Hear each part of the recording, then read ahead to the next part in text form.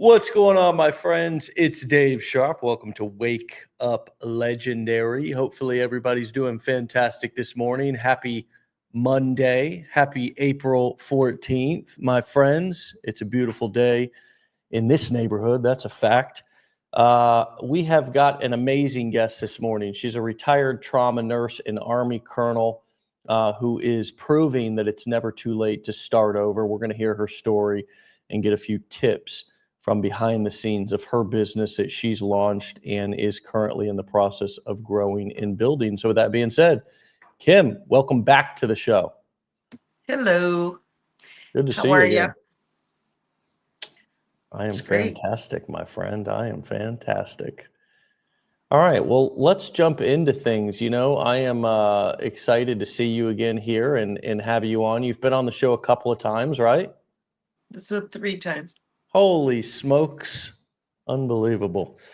Well, I love some of the things that you wrote, and I wanted to kind of jump into these because I think everybody needs to hear your perspective, your why you're doing this, because I think that sometimes people have a hard time finding their why and have a hard time finding the motivation or the energy. And here you are, a retired, trauma nurse, an Army colonel, a wartime veteran, somebody who has a mother, a grandmother. I know you personally and know that you have little ones there that you've adopted, and you just have a lot going on, yet still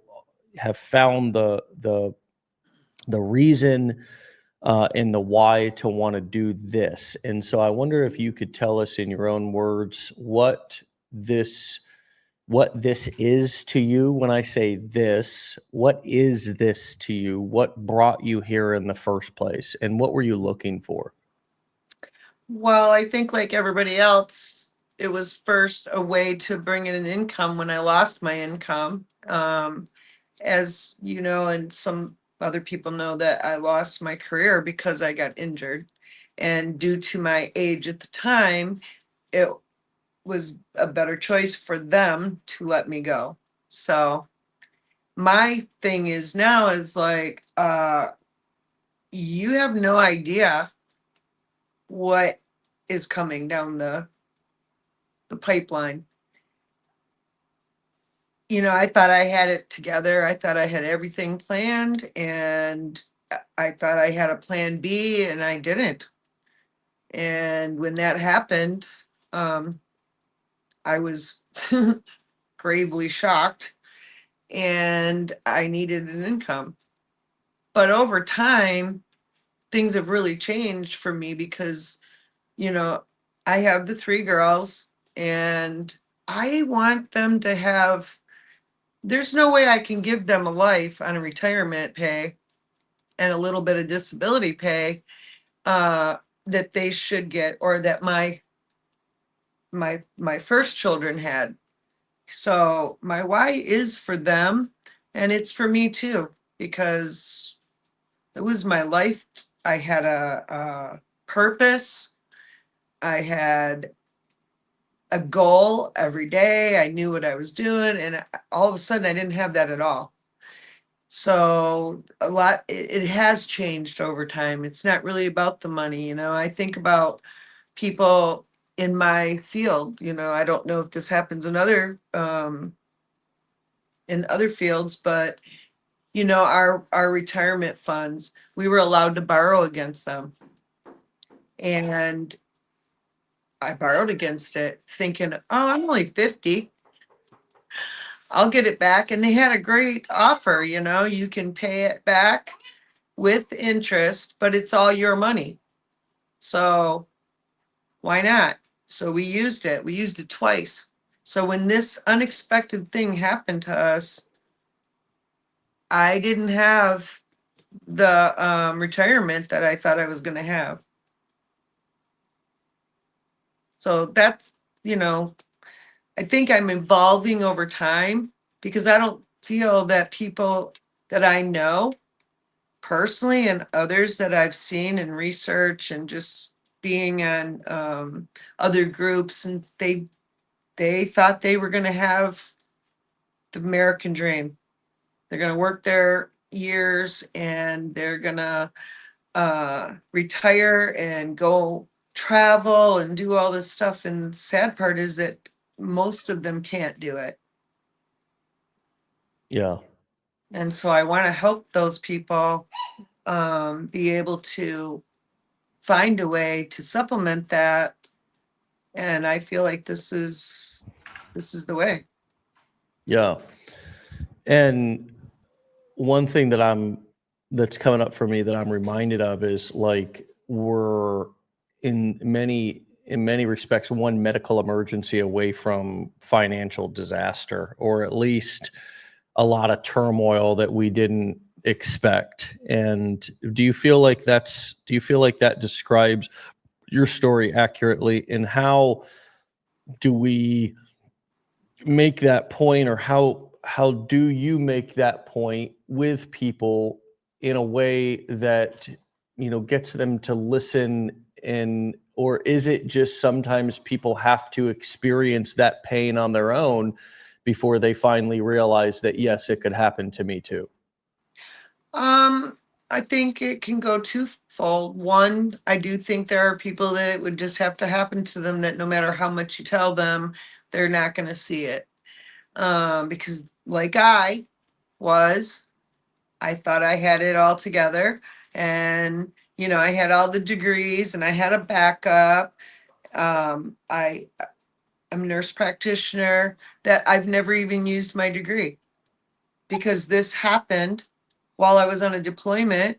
And when I came back, I wasn't able, I mean, could I have gone and done that? Yes. But at that time, then I had 3 little girls that was also unexpected, you know, and I didn't want to put them in daycare, and I wanted them to go to good schools, and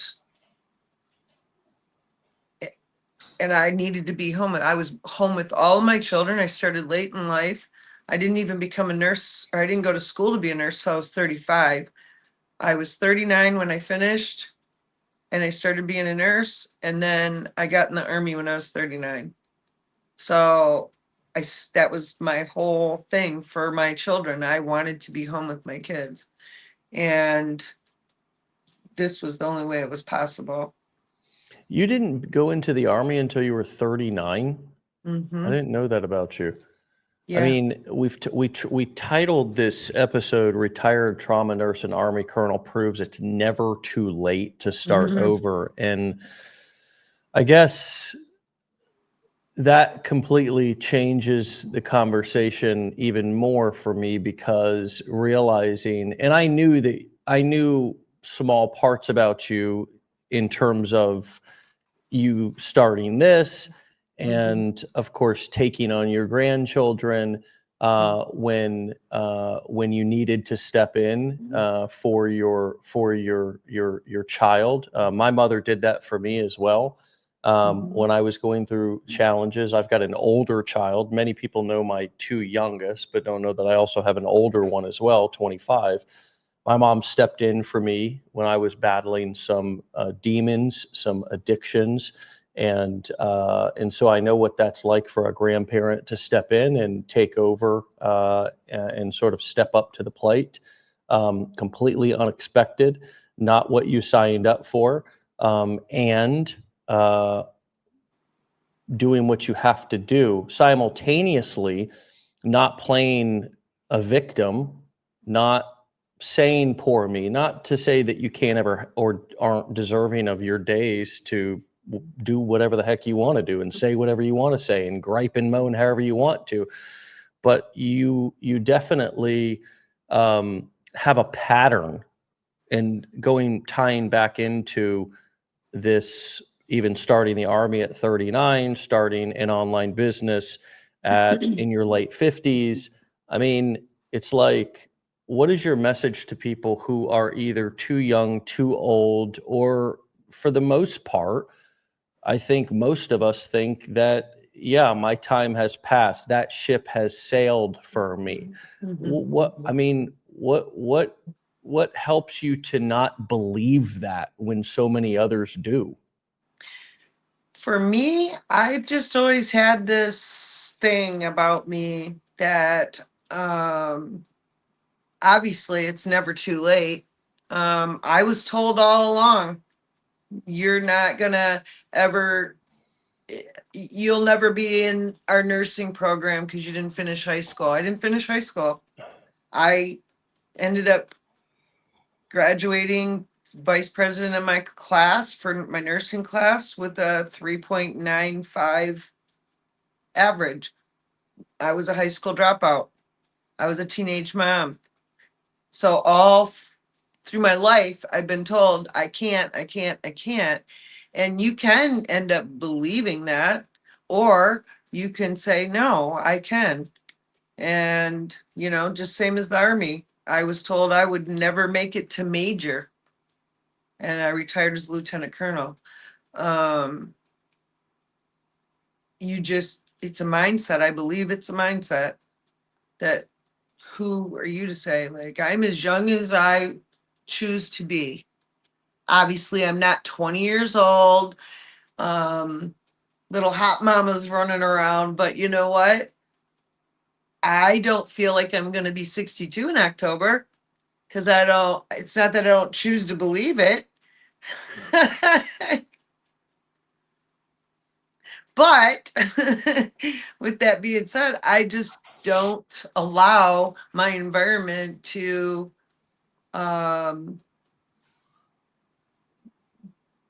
change how I feel about things or what I can do. Believe me, I see people my age. I see people my age, and they don't believe that they think they're done. Well, I can't do that. Yes, you Hmm. can. Who said you couldn't? You say you can't. Or maybe society tells you you can't. Hmm. But it's not true. Obviously, I'm here. Yeah, And totally, other people obviously. are here. We have somebody 70 something doing this. Many. I've seen many online. Yeah, totally. And I mean, nowadays, 70 is the new 50. I mean, like for real. Now that Like, got me in trouble, Dave, because that whole analogy, that's what got me in trouble a while back. The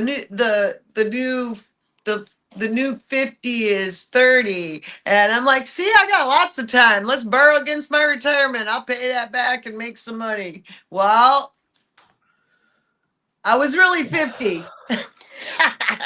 However, we made it, we fixed it. We got taken care of. It's, you know, but I could have gone down a long bad road. We could have just been in dire straits right now too, but I chose not to go down that road. yeah.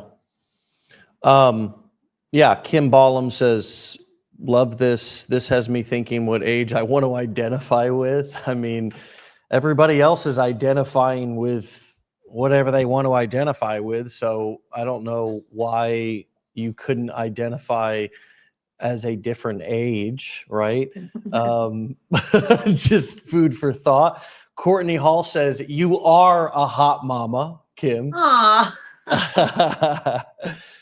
Elizabeth says, Kim, your story is one of breaking out of the molds that want to box people in. Rhonda said, I'm 57 and raising my grandchild.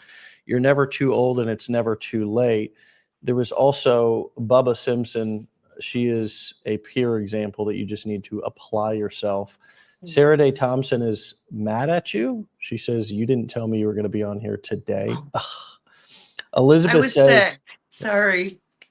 Elizabeth says 49% of grandparents are doing that today in 2025. Yeah, a lot of identification in the comments, and hopefully, those of you who are listening are going to continue to find identification. you can either see the differences or you can see the similarities. That's definitely something that I learned when I was trying to turn my life around. And one of those ways that I was trying to turn my life around was, of course, getting clean from drugs and alcohol back 16 years ago. And I was, of course, looking at the differences more than I was looking at the similarities. And I had to be taught to look at the similarities, not the differences. And that, because I can always find differences in people, I can always find something that makes us different. But the question is what are the similarities? And what are the similarities in somebody successful, Kim? When of all the places that you've been and seen, whether it be the military, whether it be online marketing, what are the things that somebody needs if they're going to step, especially into this business? What are some of the things that they need to have, the characteristics, part of their personality, part of their mindset? What does somebody have to have? What would you say are the most important qualities that somebody has to have if they're going to have a chance at being successful with this? I believe that you have to have in all settings that I'm going to do this attitude and I'm going to do whatever it takes. Same with when I was in the military. I didn't know how to run a hospital. I was a trauma nurse in an ER room. But when I went to my Army job, I was made the commander of the field hospital. I didn't know how everything worked, but I had to figure it out. And if that meant that I had to get more education, which believe me, the military will give you all the education you want, you know, or and just be consistently searching for the answers that you need to, but still be doing it as you go. I think that people get stuck on, oh, I can't, and you've said this before, I can't get started until I don't have anything set up. Okay, well, the first day I walked into a military installation, I was brand new, but I was older. And the very first weekend that I did as a reservist, they were probably messing with me. They handed me a field book and told me to teach this class. And I had no idea. I'm like, really? Oh, this is a joke, right? And they're like, no, we want you to teach this class. You know what? They taught me to be a leader. I did it anyway. I had no idea. I'd never done it before. I didn't even understand all the Army lingo at the time, but I did it. You just do it, and you'll figure it out. You'll figure it out along the way. Um, don't. Steve, Oh, go ahead. Steve said, I'm so thankful you're on here today. My wife is the same age and a bit shy about this. I hope she is inspired by you as I am. I wanted to Thank you. ask and finish what you were saying there before I interrupted, but define leadership, Kim, from your perspective. What does that mean? What did that mean in the military? What does that mean as a business owner? One, you need to have goals. You do need. I believe everything is on mindset. Um, my faith. I, heavily believe that God put this in my path, and he tells me so many times. I go to a service and the pastor will be speaking about something. I'm like, oh my gosh, is he talking to me? Seriously, it's so crazy. And you just have that vision.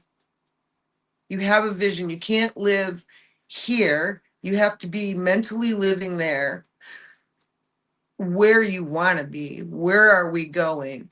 If I, as a leader in the military, if I just thought about what's happening right this second, that would be a horrible plan. We have to plan ahead. We have to know what could happen in each scenario. Well, what if this happened? Or what if that happened? Okay, so let's make a plan for all of those things. It's just like me with the kids. Are they going to get in my way? I could have this could be a breeze for me. I'm retired, I'm 6, but no, I got Veda, who you've met before, who absolutely loves you. She hears your voice. She's already been at the door, but Sissy get her way. But anyway, I could have it that way, but I don't. Just like a lot of other moms that are doing this, changing diapers in the background, trying to cook dinner and whatever. You just got to have a goal. I have notes on my refrigerator. I have notes on my board back there, reminding me why I'm doing what I'm doing and where I have to go. If you have a little notebook, I just write down every day and I check it off.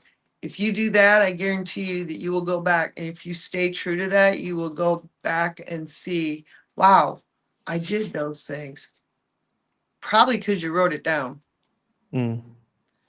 There was some powerful things there. I want to recap what I heard. First and foremost, you have to have your mind where you want to go, not where you're at.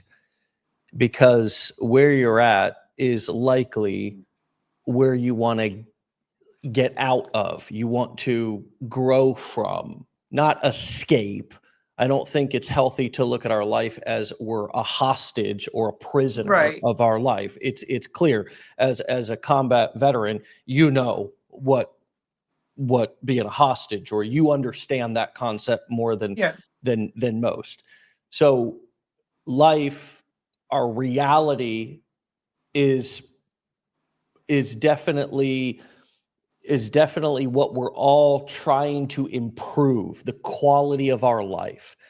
And so thinking about where you want to go, how you want to feel, what you want life to be like, and constantly reminding yourself of that, having a vision of that, and also acting like you are already there, actually behaving as if you're already living that life, because otherwise you could have a tendency to kind of ruminate on the reality of things. And just like anything in life, if I ruminate too much on the kind of negatives of life or the heaviness of life, that can actually be depressing.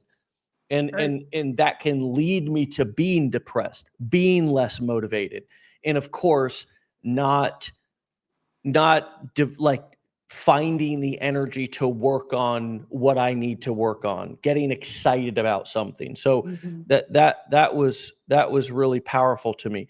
The other thing that I love that you said was kind of like acknowledging that even though you're a grandma who's taking care of young children, and that's not particularly what you signed up for at all, not particularly, it's not, you're still, you find a way, you reframe that to identify, not look at the differences between you and other grandparents who just basically see the kids for a hour or two once a week and then feed them a bunch of sugar and ship them off back home.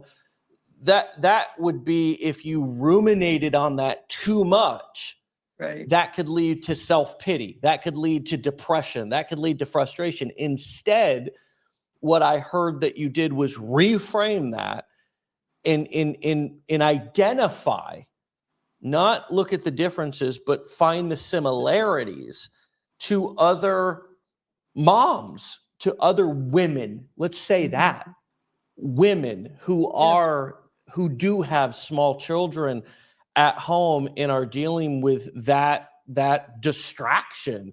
You said, and it's obvious to all of us, we know that, yeah, you're retired, yeah, you retired as a as an American hero. Now, and that's not your words, that's my words. As somebody who served our country, who was, I mean, leading one of the most important parts of our service, of our military, which is taking care of sick people. And yeah, you should be coasting. You should be chilling. You should be relaxing. That's what we would expect that you would be doing. But that's not the hand that you were dealt. And your desire to serve and continue to serve is ever present, both with community in your country, in your fellow citizen, not to say that you wouldn't help a foreigner as well, but Right. also within your family. And that is a really powerful example of, again, what I was just talking about, finding the similarities instead of the differences. The similarity between you, although 61 and another woman maybe 31 or 21 with a young Veda running around at home, that's not what you're focused on. You're focused on the fact that other women are experiencing that same stress and that same workload, and that you can do it too. And I love that you not only do you act yourself into a new way of thinking because your mindset's strong, but it's this cycle, this positive, healthy cycle that feeds itself with you because you also act yourself into a new way of thinking.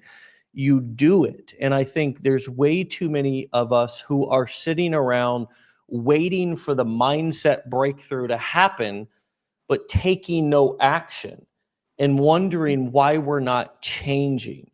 Right. And so what do you say to those people who are feeling like, well, I'm doing all the mindset work, or I'm listening to the audios, or I'm taking the trainings, but nothing's changing? Well, if nothing's changing, then you have to go look and see why that's not changing and what can you do different. Um, it's no different in what we do here. If I am putting stuff out and nothing's changing, then I need to see what I'm doing wrong or what can I do better. So, and the same thing with the kids, I just said this to Jen yesterday, like, oh my gosh, our kids never did this. What the heck? Everybody loves my little one, Veda, but let me tell you, she'll sneak up in that pantry. And I don't even know how or when because I am on her and get a thing of syrup and sneak it around with a little Tylenol cup and be pouring syrup in there. And I'm like, oh my gosh, how did this even happen? Like my kids never did that. I don't know how to handle it sometimes. So, you know what? I actually go talk to other women that are raising kids right now, one of them being my daughter.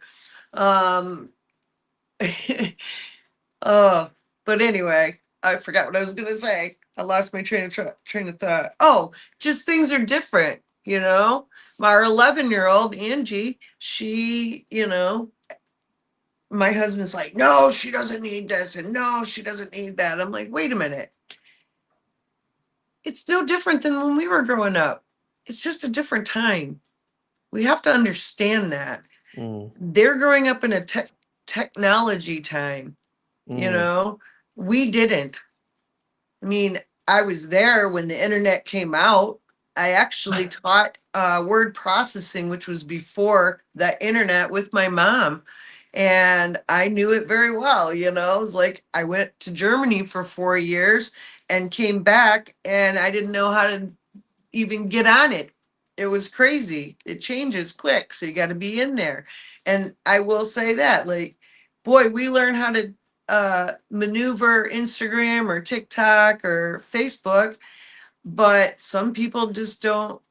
If they took that same energy and put it into something they wanted, like this business or anything in their life, actually, if you took that little bit of energy right there, And just focused on the things that you want to get to, I guarantee you will get there. I have no doubt, because I've done things and maybe it took time, but I make changes every day. If I needed to tweak something here or tweak something there. Same with like the videos, like I used to make videos. I'm like, oh my God, these look terrible, but I posted them anyway. Well, over time, I've learned how to change the lighting and do this and do that, and videos look better, and it's just something that you just have to put the time in and focus. It's got to be right here. If you just sit back and go, oh my gosh, this is not working for me, then you're right. It's not ever going to work for you. You need to tell yourself, I need to change this. I need to fix this. I want to be there. What do I got to do to get there? My note on my board back there, I think you gave it to me, but I've resonated with it. I can be my best friend or my worst enemy. I choose me. And you may have said that in different contexts, but I can put that in my head for anything. I choose not to stay in this place because I know there's better for me. Yeah. Yeah. And you remind me about, go ahead, finish your thought. I was just going to say, like, I think people just they've not been taught to do that. I was raised by a single mom. I had great parents. They were divorced and they were people wouldn't even know because they were with us all the time. But my mom basically raised us alone. And she was an entrepreneur, and yes, she had us always learning something that we could do on our own. Like she taught word processing, and then she taught something else and whatever. I mean, when she passed away a couple of years ago, she still had, I don't know if you ever heard of it, the old weighing computer. Most people don't even know what that is. But that thing is so heavy, it looks, oh my gosh, it's terrible. Anyway,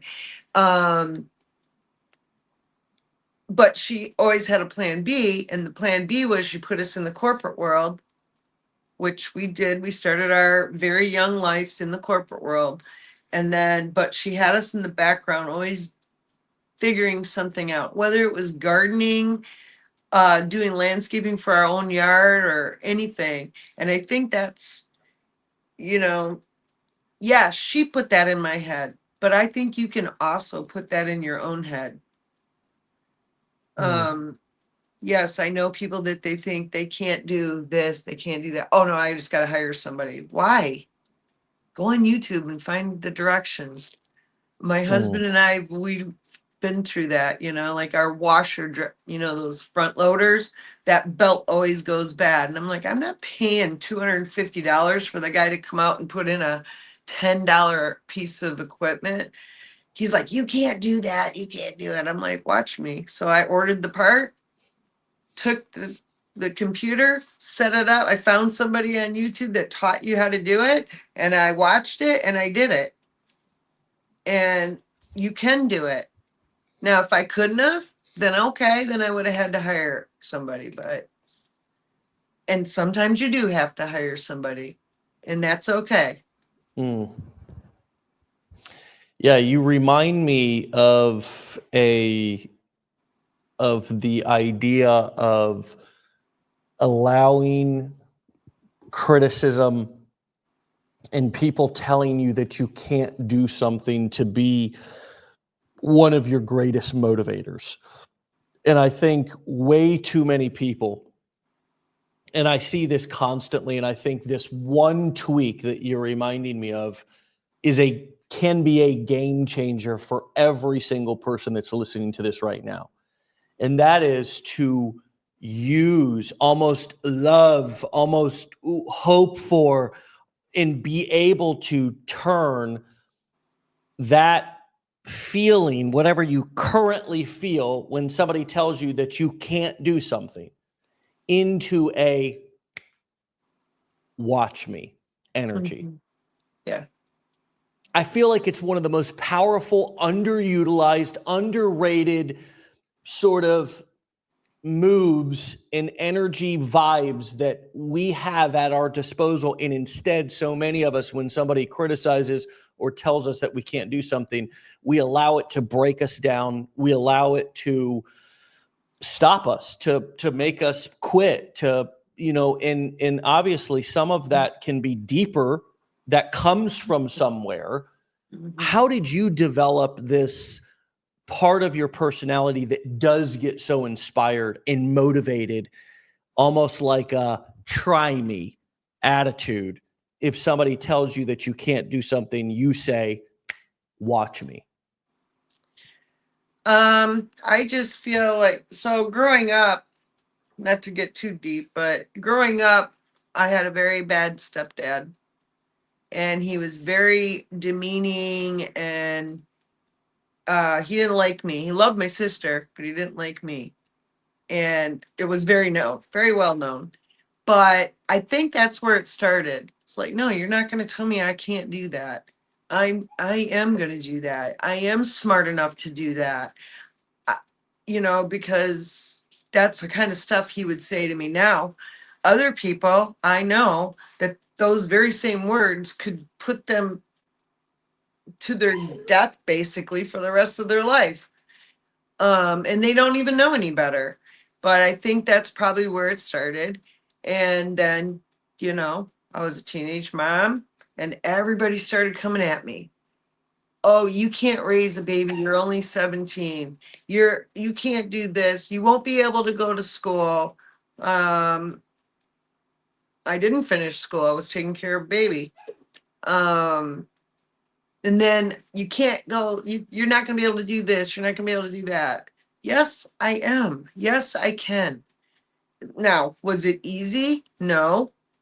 Going to college and getting a master's degree eventually was hard because I missed the last 2 years of high school, which is, there are vital things that you learn about the world, government and just history, and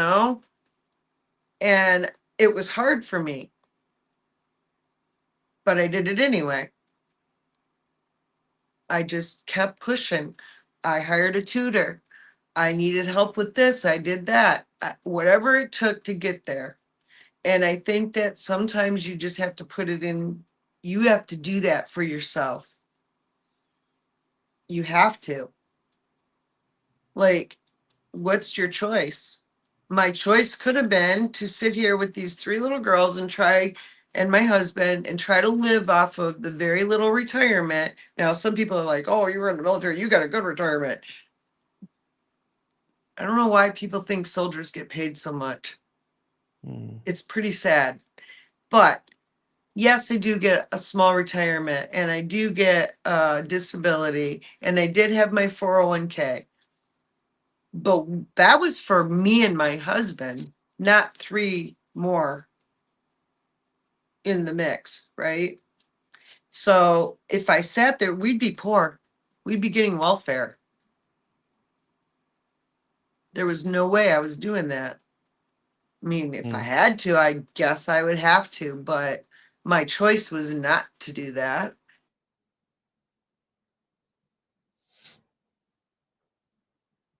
Hoping she comes right back.